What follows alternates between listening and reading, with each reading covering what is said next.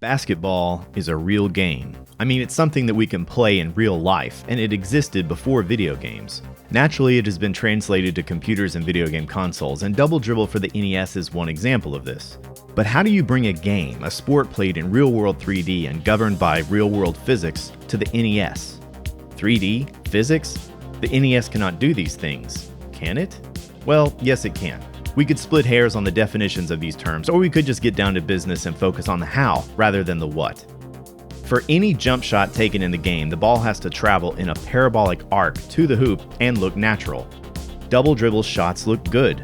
They may also manage to score every single time they are made if the player knows where to be on the court when they take a shot. How do the physics work?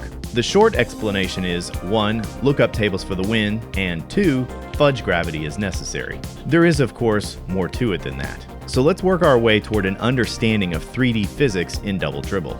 First off, let's talk about the ball. When a player is in possession of the basketball, the ball's location is relative to the player's current position and direction. If I am facing right, the ball is 8 pixels to the right and 1 pixel down from my position. If I'm facing down, the ball is 6 pixels to the right and 2 pixels down.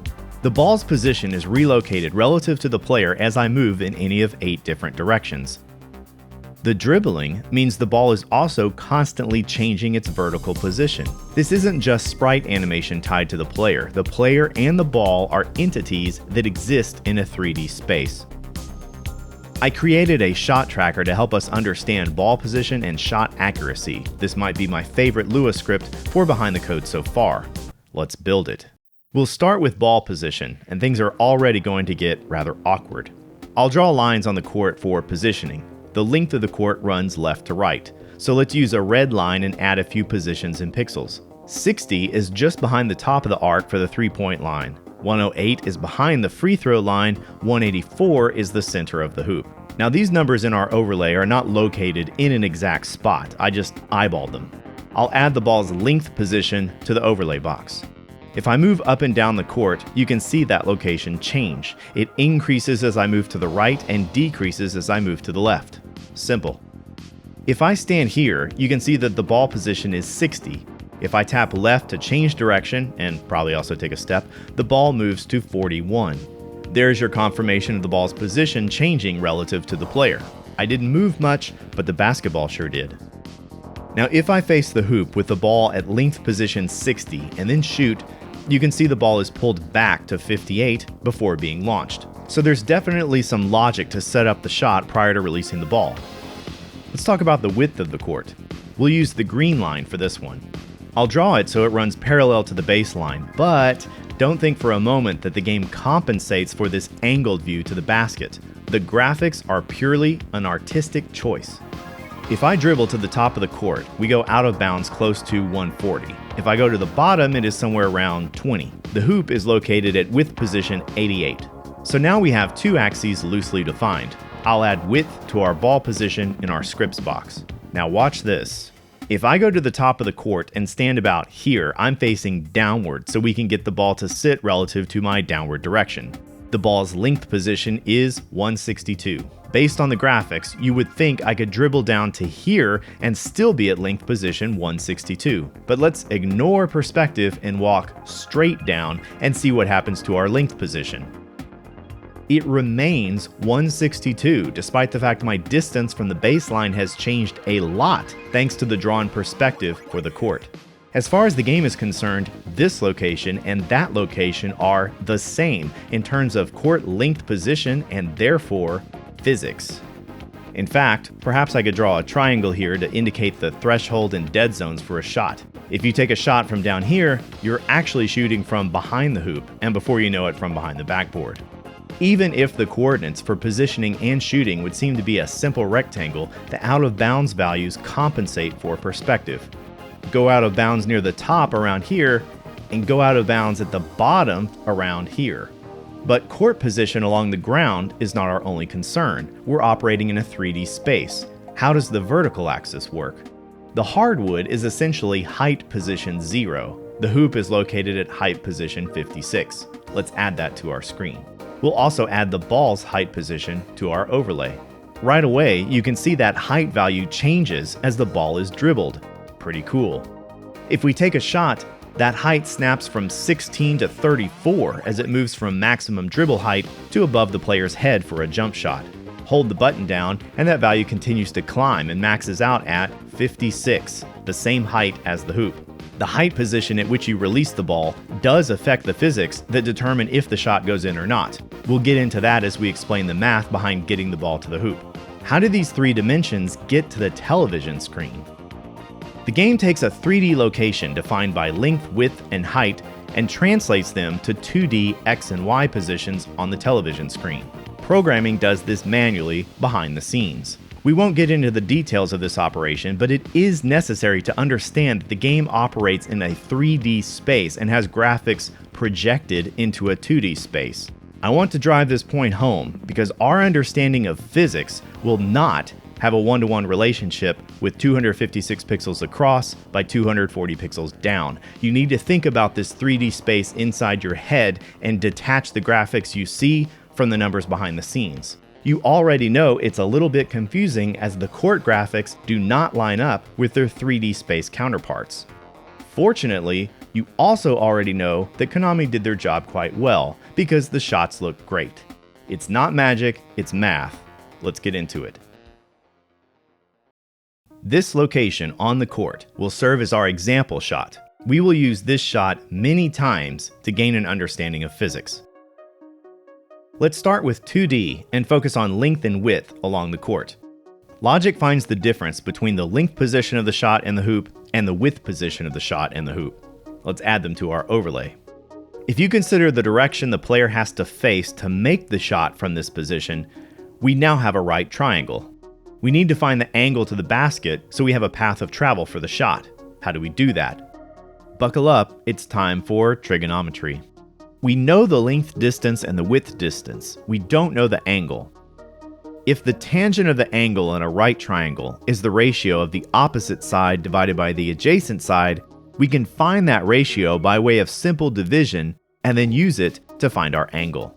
Now the NES processor doesn't have native division operations, so we have to do it manually.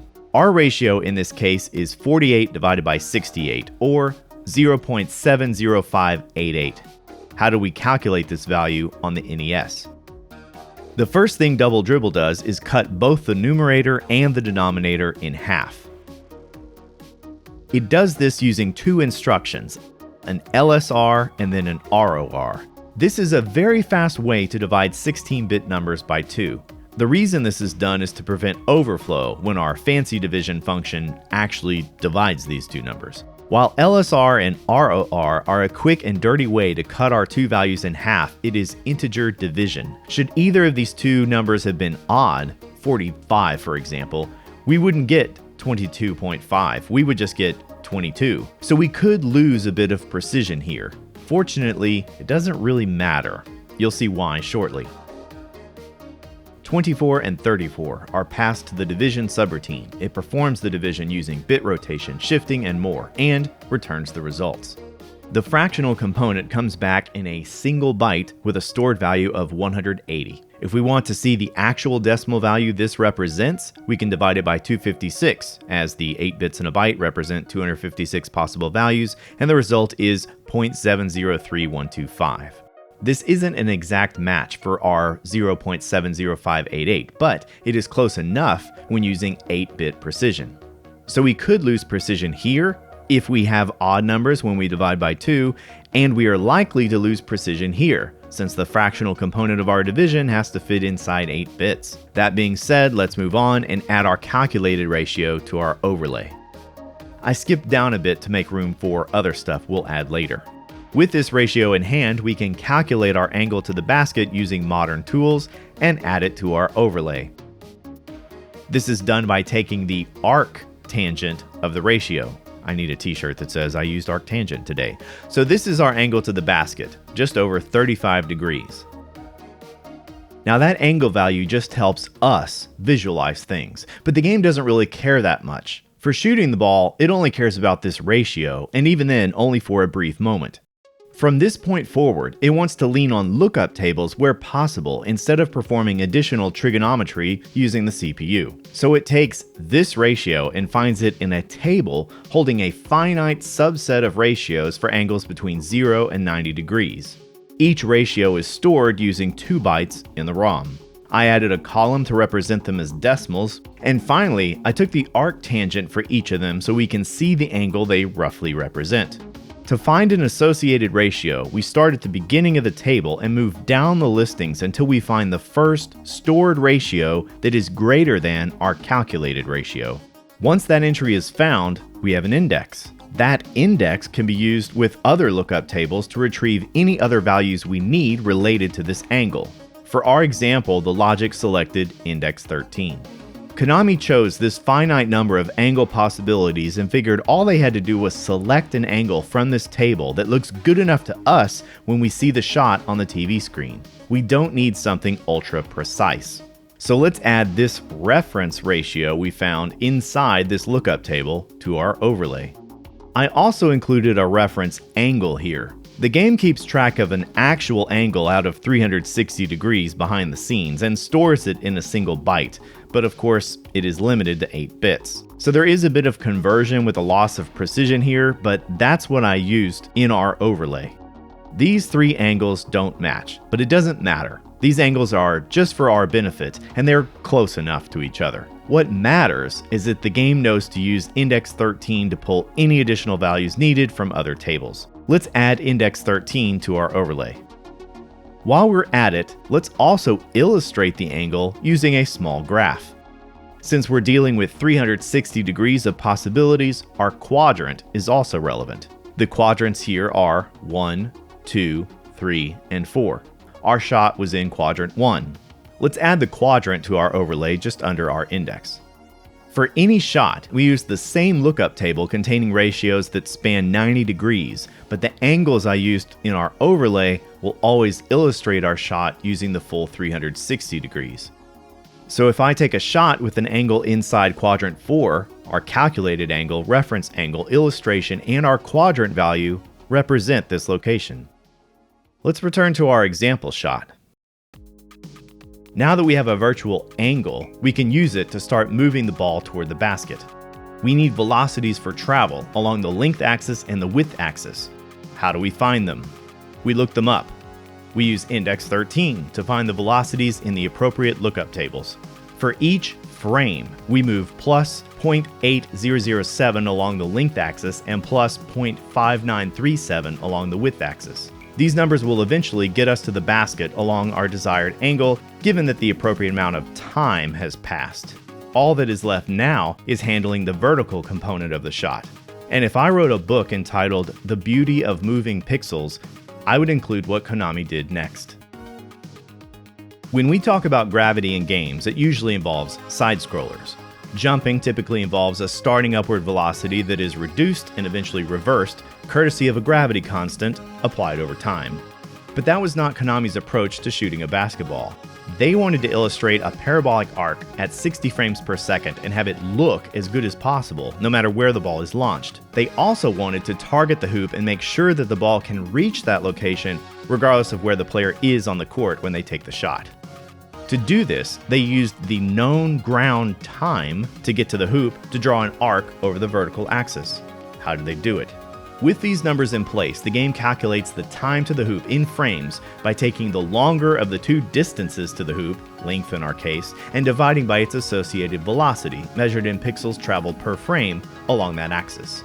Time equals distance over velocity. So once again, both values are halved prior to division, and our quotient is 85. It will take 85 frames at this velocity per frame for the ball to reach the hoop at ground level. Let's call this shot time. So the goal is to create a good-looking arc across a span of 85 frames. It should hit the apex at the halfway point and arrive at the hoop at the end of that span. Konami settled on an initial upward velocity of around 2.0 to make this happen. Now, I say around 2.0 because instead of using a flat value of 2, they calculated it for each shot by taking half the frame time to the hoop and dividing it by a quarter of the frame time to the hoop. The division operation uses those LSR statements again: cheap, divide by 2, and drop the decimals. Our example still results in a launch velocity of 2.0. Let's add that to our overlay and call it init v. This second example does not result in a launch velocity of 2.0. It has a shot time of 35 frames, and init v has a fractional component. Extra precision is necessary to make the arc's shape compatible with the shot's time in frames. So there is a bit of play in init v depending on how the math works out. It may need a bit more than 2.0 for the arc calculation. Let's return to our main example numbers. This calculation alone works if the player releases the ball at the same height as the hoop. But what if they don't? What if the ball is released before the peak? In that case, the difference in height between the release point and the hoop is made up over the course of the shot. To do this, we subtract the ball's launch height from the height of the hoop, a difference of 13 in our example. We then divide 13 by our shot time of 85. That value can be applied to make up the height difference over the shot's time. That difference is integrated into init v. So initial vertical velocity is calculated with the half and quarter times and will include the difference in ball launch height versus the hoop if necessary. It is definitely not a constant. That takes care of the velocity requirements along the height axis, but how do we locate the basketball? How does gravity work? This quarter time to the hoop serves as what we will call the vertical rate, V rate, in our overlay. When the ball is shot, a frame counter keeps track of where we are in our 85 frame shot time. Instead of using a gravity constant applied each frame, Double Dribble recalculates the vertical velocity for a given frame from scratch and then uses it to reposition the ball. Initial vertical velocity, a constant 2.0 in our case, minus the result of the current frame number for the shot divided by the vertical rate, 21 in our case. In short, the gravity that affects velocity is a variable instead of a constant. This is a pretty simple formula to reposition a ball over time. If you wanted to use a gravity constant, the game would have to calculate a perfect value for every single shot and would need more than 16 bits to do it properly. The best way to explain this is with an example. I reprogrammed the gravity subroutine to use a constant, and I hard-coded it to 12, a number compatible with this specific place on the court. 12 out of 256 is subtracted from our vertical velocity every frame. If I take the shot from here, the ball still goes in. Hey, it worked. Now, let's back up past the three-point line. Let's take a shot with the game's default logic first. Oh, we hit the rim. Now, let's switch over to gravity constant-based logic. The average gravity was around 8 out of 256 for each frame with the original logic. Let's start with that as a constant and take a shot. Oh, too short. Okay. Let's lower gravity to 7 out of 256. Ooh, too much. That's all I have. That's a 1-bit difference in an 8-bit fraction. The gravity method used in Double Dribble arguably gives players the most important thing in a video game based on basketball, a connection between the controller to shoot a basketball and watching it go through the air and hit the net. Well, we know how the ball gets to the hoop along the 3 axes. How does it know if it should go into the basket or not? Logic checks to see if the height of the ball is within range of the hoop. Then it checks our shot timer to see if we have reached the end of our shot timeline. And then it's time. The ball has arrived at the hoop. Is it going in or not? It does this by checking to see if the ball's position along the length and width axes is within a given diameter of a circle centered at the hoop's position. It checks 4 different diameters, 4, 6, 8, and 10. I've illustrated these as circles inside our overlay. If the ball's position is inside a diameter of 4, the ball is in. If this is the case, I light up the center circle in green. Otherwise, it is considered a miss. When that happens and we hit the rim or backboard, I'll light up the appropriate ring in orange. Let's place the ball coordinates used for this collision detection at the moment it lands here, and duplicate the hoop location numbers below that. Easy to compare these numbers when a shot arrives at the hoop. Now here's the thing. The logic responsible for shot accuracy is bugged. Let's fill in the details for the ball when the shot check is performed. In this example, we know the ball goes in. The fractional parts aren't considered as part of the accuracy check, so I haven't included them down here. We can see that the length and the width are each within 1 pixel of the hoop. That's pretty good. Ball goes in. If I take a shot from the same location but tap the button instead of releasing it at the peak of the jump, we miss. Width is within 1 pixel. Length is within 2 pixels. Do we have to be within 1 pixel of the hoop on both axes? I mean, 2 pixels is still pretty close. Here's the quick version of the math check for ball length position versus hoop diameter. Find the difference between the length positions of the ball and the hoop. That's 2. Add it to the radius value of 2 that we are checking. That gives us 4. And now the oops. If the length difference plus the radius is greater than or equal to the diameter, it's a miss. Otherwise, it is in. Wait a second. If the difference plus the radius, 4, is equal to the diameter, also 4, it's a miss? The ball landed 2 pixels short of dead center along the length axis and missed. Now you might think, well, they want you to be within 1 pixel of center. That's fair, but check this out. If the ball lands 2 pixels past dead center rather than short of it and hits on length location 186, it runs the same math logic and is in. In this case, the difference of -2 plus the radius of 2 is 0. 0 is not greater than or equal to the diameter, so the ball is in. Let me illustrate this on the overlay. We'll include a value for the difference in length. We'll also add a meter. The white line in the center represents the length location for the hoop, 184 for this hoop on the right side screen of the court. Hashes have been added to each side of the white line. The distance from one hash to another is 1 pixel. The hashes at the far ends of the meter represent a distance of 4 pixels or more away from the hoop's position. Your shot must land at either length location 183, 184, 185, or 186 in order to go into the hoop. I have extended the surrounding hashes that result in a score and also made them red. The ball can be 1 pixel short or 1 or 2 pixels over and will go in. Our shot landed here at length location 182 and therefore missed. And you might think, I know what's happening. They made coming up short worse than an overshoot, because if the ball hits the front of the rim here, it will fall out, whereas if it hits the back of the rim here, it falls in. There is some reasoning in that for sure. However, the same math applies to the left side hoop. On this side, it is better for the ball to land near the front of the hoop than it is for it to land at the back.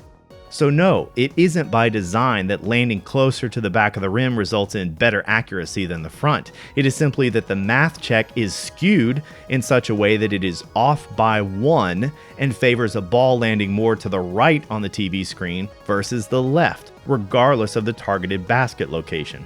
Since both baskets use the same physics logic, that means that one of the two sides is going to have a higher percentage of shots going in than the other one does.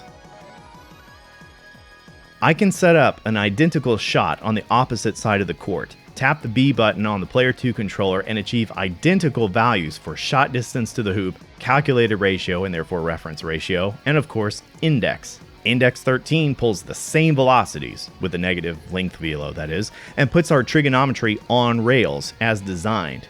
The shot time, initial vertical velocity, and the vertical rate are all the same. The right side shot lands 2 pixels short of the hoop on the length axis and bounces off the rim. The left side shot also lands 2 pixels short of the hoop on the length axis and goes in.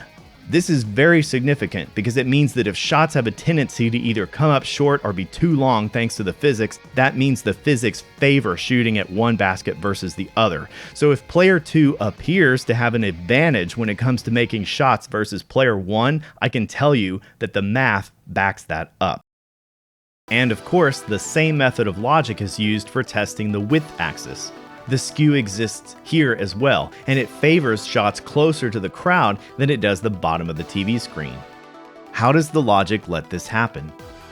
Let's return to our length check calculations. I want to look at multiple possibilities for the ball length position when it arrives at the hoop, so I have streamlined the illustration a bit.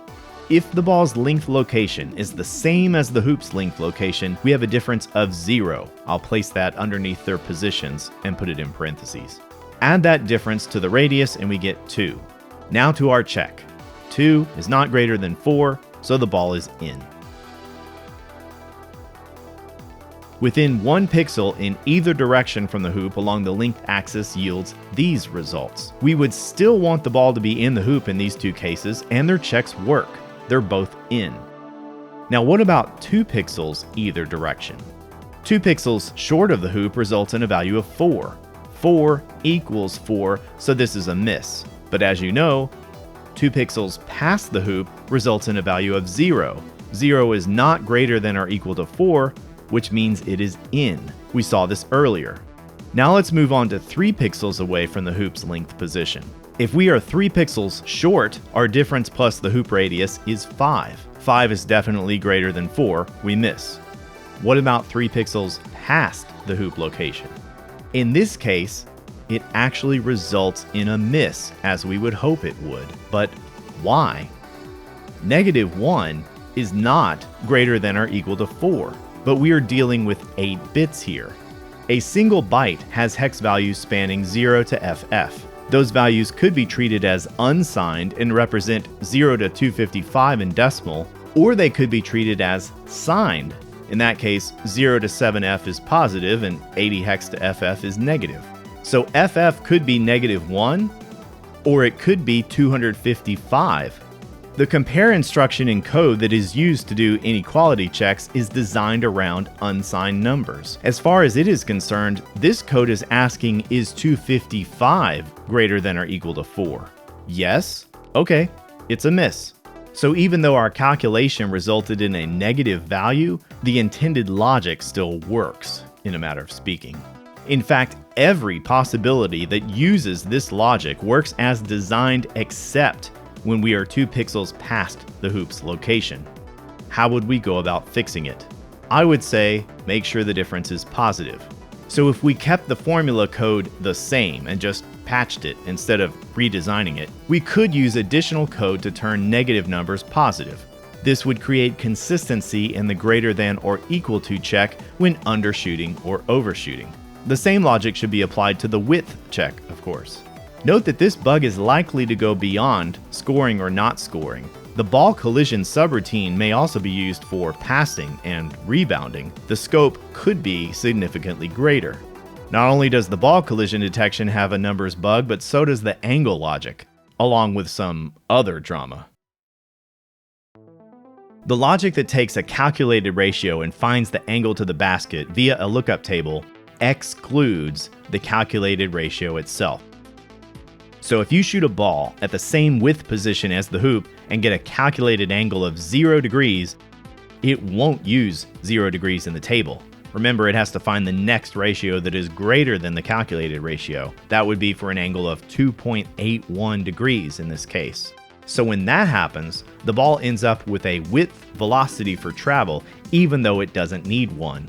The further out from the hoop your shot is, the more likely it is to miss if your shot came from 0 or 180 degrees. Now here's something worth noting.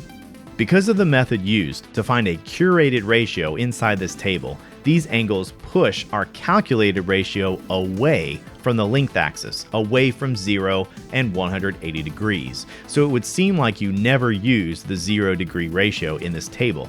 On the other hand, the table search will push it toward the width axis, toward 90 degrees and 270 degrees. There is a 5.62 degree span of calculated shot angles where the logic will just snap the shot to be either straight up or straight down.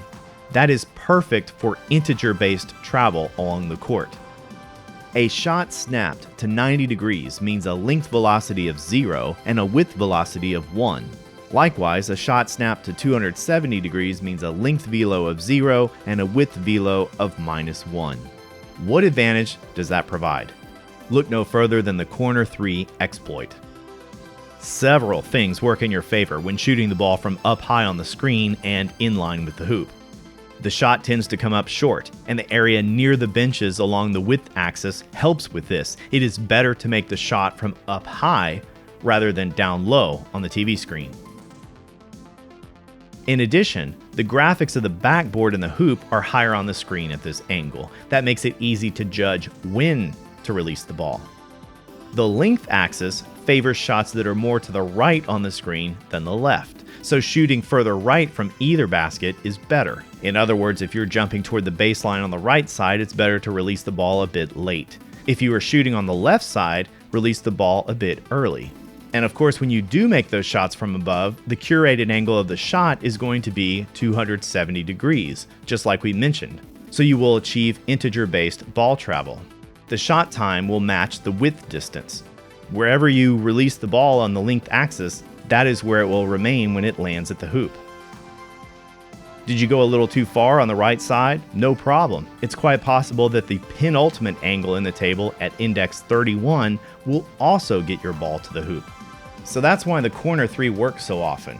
There are many areas where the ball can be released and be considered a score.